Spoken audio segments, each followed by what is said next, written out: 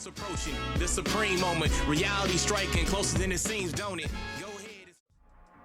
What's good? So I finally picked up my last copy for this unit, and I really wanted to rainbow this guy for quite some time. Luckily, I've been picking up quite a few copies and dupes the last month or two, fortunately. So since also the Dragon Ball Super movies, Full Power Super Saiyan Broly came out, I wanted to do this video because he does get a better boost from his leader skill versus his own. So let's go ahead and start off and just cover the stats real fast, and we'll go into details about the units.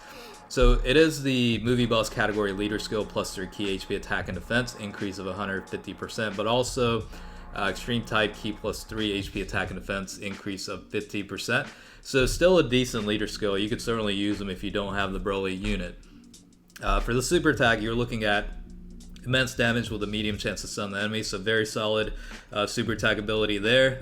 Hence why I gave this guy level 14 additional attack and level 12 criticals, just to focus more on the secondary, status effect based on the super attack. The passive is very, very good. All allies plus 3 key attack increase of 40%. Super attack enemies attack decrease of 15%. Also has the ability to activate the transformation once the conditions are met. Basically, the condition being HP being 80% or below, and it's got a 25% chance to activate. And once it does, you'll have the ability to be in that transformed state for 3 turns. Okay, now in terms of link set, he's actually got a very solid link skill set as well. Destroy the Universe is 25% increase to attack. Saiyan Warrior Race is 700 to attack. Prepare for Battles plus 2 key. Thirst for Conquest, 15% increase to attack. Brutal Beatdown is 10% to attack. Big Bad Bosses, 25% to attack and defense when HP is 80% or below. And finally, Fierce Battle is attack increase of 15%. Low Class Warrior, Movie Bosses, and Pure Saiyans are the categories that he's on, so very good categories to utilize him on.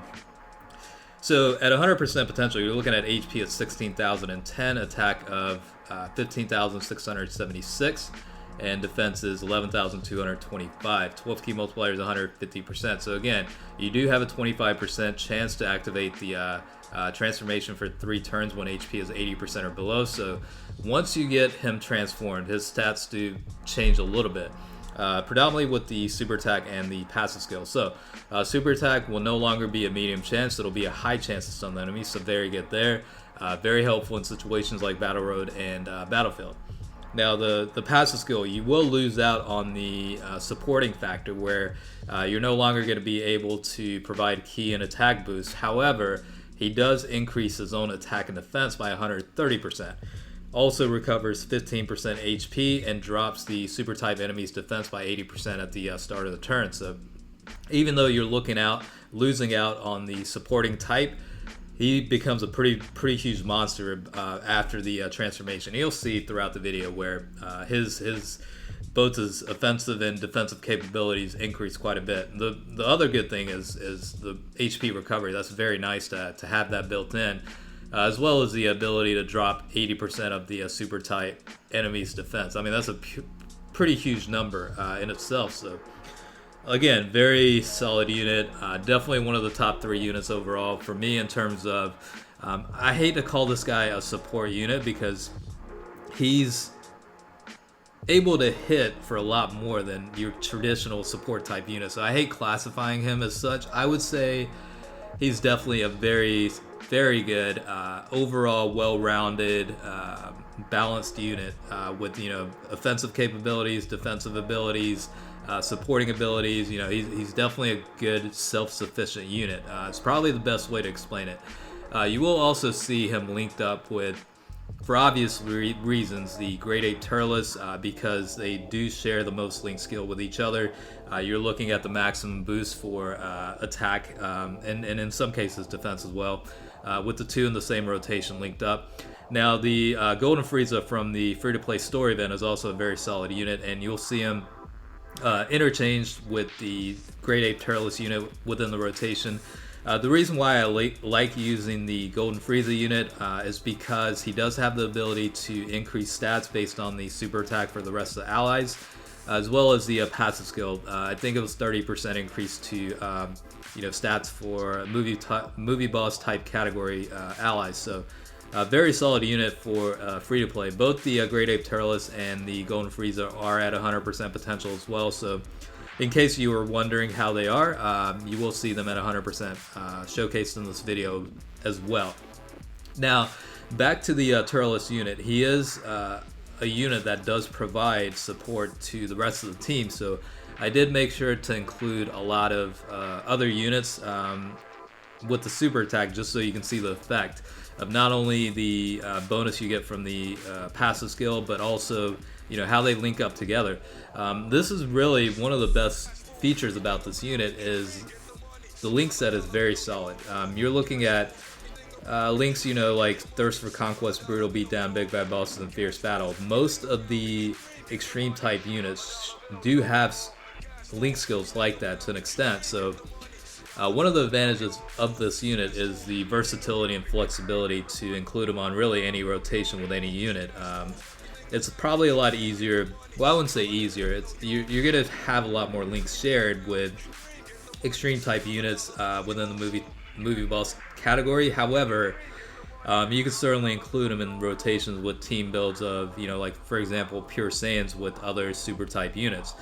You're looking still at links like Saiyan Warrior Race and Prepare for Battle and Fierce Battle amongst the total link sets that he has, and he could certainly link up pretty well with the rest of the team. The other feature again is the ability to provide a 40% increase to attack, as well as +3 ki for the rest of the team. So definitely does fit in a variety of situations. So that's probably one of the reasons why I like this unit so much, is he can be utilized in a lot of different situations. So in that regard, I do like that unit quite a bit. And yeah, he's a very fun unit to use, and I'm very happy to finally have him at 100% potential. I think you guys can relate to this too, but I would say there's probably about 5 or 6 units that I was genuinely very, very happy and excited about hearing about the announcement for. So, like, let's say before the units are released, there's an announcement with the stats and whatnot. I remember when this unit was first announced and looking over the stats and finding out what the skill sets were. Yeah, it was definitely one of those units I absolutely had to get a copy of. You know what I mean? Like, not necessarily Rainbow, but at least get one copy. One, because of the very interesting leader skill for the movie boss category, and the overall skill sets behind it, including the transformation. It was one of those units I very, very much so wanted.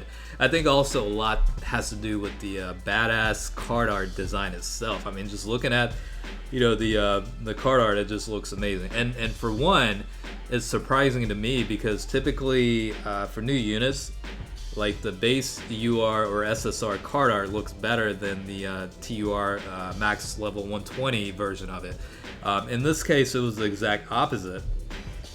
The SSR card art was much less appealing than the TUR stage. So very happy with that. Again, a lot of good things about this unit. Probably one of my favorites. Easily top 5 units in the game in terms of just functionality purposes. It's a very good unit to utilize. You can use them in varying situations, and it's definitely fun unit to use. Bottom line. Back to the thing about getting excited about upcoming units.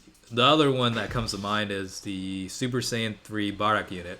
That was one unit I really wanted very, very badly, mainly because of the category introduced. The Super Saiyan 3 category at the time for me was what I consider to be one of the best units, not best units, but best category in the game in terms of the overall stats increase you would see, and overall ability to build a very good team out of it. So I did really want that unit. I did go deep.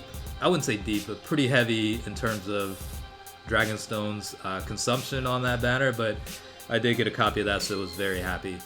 Again, I'd say there are probably about 5 or 6 units that I was excited to that level, I guess.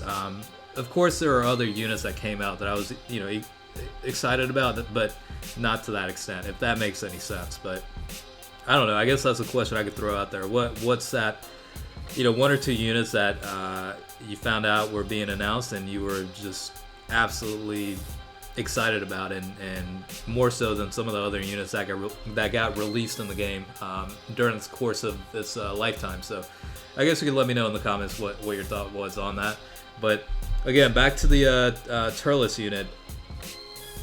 I don't know how to summarize it. He's a very good unit. He's such a great unit. He has the overall package, you know what I mean? Like, leader skill's good, the super attack's good, the passive skill good, link set is good, transformation ability is pretty good. I mean, everything about him is a very solid unit. So I'm just happy to have him at 100% potential finally. I lucked out and picked up like 3 copies within the last month or so, based on the banners that came out in JP. So finally was able to do a showcase, and hopefully you guys enjoyed the video. Thanks for watching.